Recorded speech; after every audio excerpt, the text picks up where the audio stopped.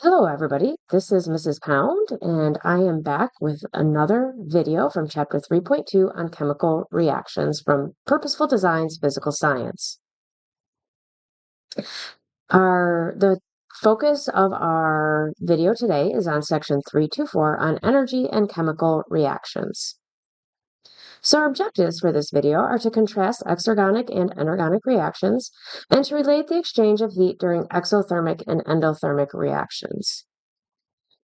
One thing we have to understand before we start discussing this topic is that all chemical reactions involve a change in energy.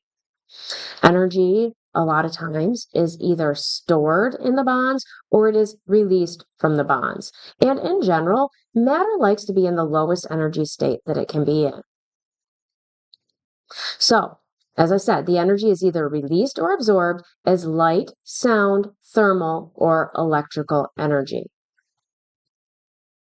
So, an important thing to understand as well is activation energy. This is the minimum amount of energy that is required to start a chemical reaction. Many chemical reactions involve an initial input of energy. Think about if you are lighting a campfire. You need some outer source of energy to get it started, and then it keeps going. In my lab for the Bunsen burners, I don't just turn on the gas and they start. I have to have a spark or a lit match to light the gas on fire. That is the activation energy. Or if we have to heat something up. Now, two different types of reactions are exergonic reactions. These release more energy during bond formation than the activation energy used to begin the reaction. And a special note for these is that they are also called spontaneous reactions because they do not require additional energy to proceed. For an example, a battery is an example of this type of reaction. There are also endergonic reactions. These absorb more energy at the beginning of the reaction than is released. Now, when I'm talking about exergonic and endergonic reactions, I'm talking about all of the types of energy: light, sound, thermal, electrical energy. All of them are considered. However, there are also exothermic reactions. These only involve heat. So thermal energy. And this is a chemical reaction that releases heat. So a general equation for these are we have the reactants on the left yield products plus heat. So these give off heat.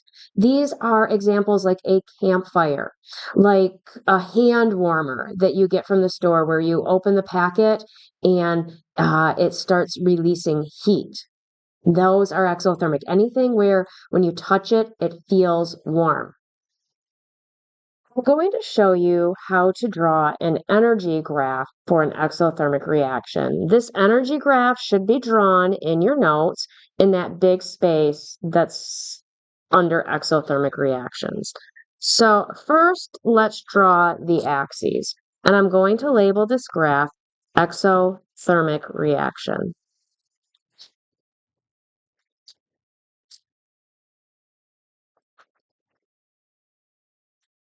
I'm going to label my x-axis time and my y-axis energy.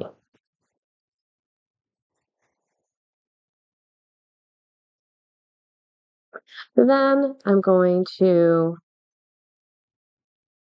draw a line like this. Now, some things to note. We must have this big bump, and this must be higher than this down here, that line. I'm going to label the line up here reactants, and the line down here products.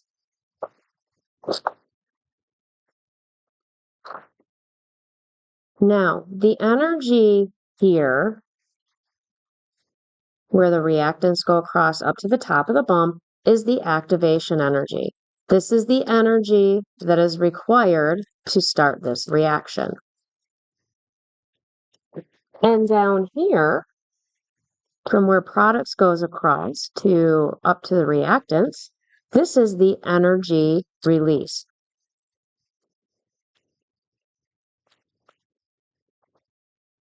So this is the heat that you will feel coming from the reaction. So if this is a fire burning, this is the heat you feel from the fire, that energy being released here.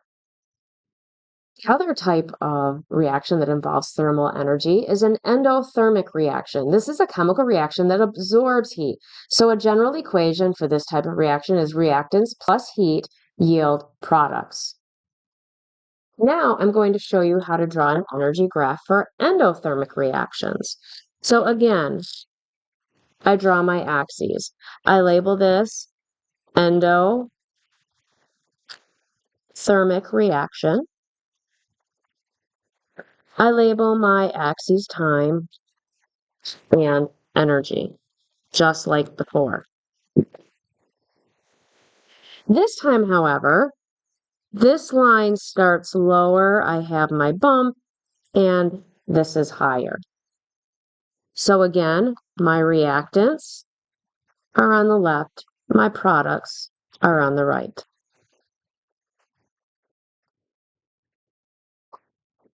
This time, my activation energy is much higher.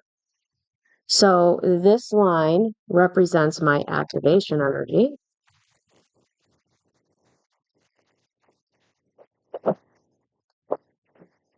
And from here up to the products, this is my energy release. Or, excuse me, energy absorb. This is my energy absorb. Because this absorbs, does not release energy. So that is my energy absorb. And remember, this is the type of reaction where energy is going into the system. So for this type of reaction, this is going to feel cold. This is like an ice pack where you have to crush it and then it gets cold and you can use it. It's not one that you've kept in the freezer. This also is where when we mixed our vinegar and baking soda, it felt cold. So those are endothermic reactions, just dealing with thermal energy. So it will feel cold because energy is absorbed. So some special notes about these reactions. First of all, the energy in the system does not change, but is converted from one form to another. This sounds kind of familiar, a lot like mass. These reactions adhere to the law of conservation of energy, which states that energy cannot be created or destroyed. So this is a lot like the law of conservation of mass, which says that mass cannot be created or destroyed. In exothermic reactions, the energy stored in the chemical bonds in the reactants is equal to the amount of energy released as heat during product formation. So our objectives for this video were to contrast exergonic and endergonic reactions and relate the exchange of heat during exothermic and endothermic reactions. Don't forget to keep watching this video to answer the questions at the end, and don't forget your 5 questions in the margin.